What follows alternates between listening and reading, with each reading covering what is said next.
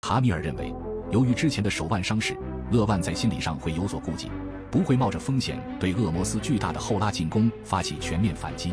他还指出，恶魔斯针对首场比赛中的特定弱点进行了训练，力量得到了巨大的提升，而勒万在训练中并未展现出力量方面的具体证据，这使得他声称自己处于最佳状态的说法并不可信。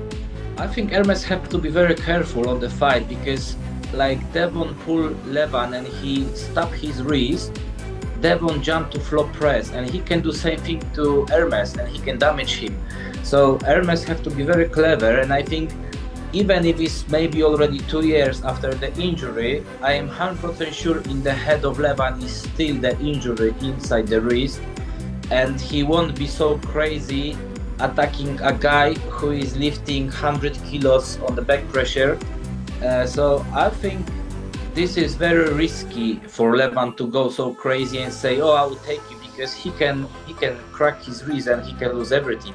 So he could go slow, but also he can do flop press, and the flop press, if Hermes is not ready for it, he can really damage him in the round one, and then he can come back to his previous move, and he can try, take more the pronation of Hermes and take it back.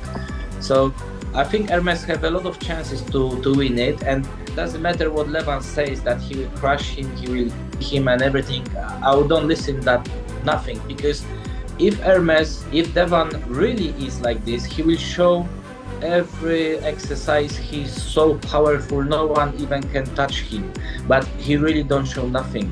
Only one jumping thing with the huge weight, but this is not our wrestling. This is not our wrestling. Another exercise with dumbbell. Yeah. Because with dumbbell, there are a lot of pressure on your wrist with the 100 kilo. Yeah, he did 135 kilo in the past.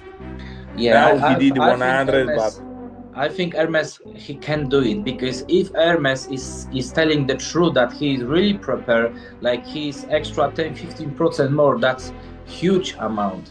That's huge amount. And Hermes already know the points which what he lost. So he works so much on this rising. I try to this rising, and 55 kilos is just killing my wrist. And if Hermes is lifting 67, that means that on his arm here, he can probably back pressure 110 kilos. So that's really amazing. So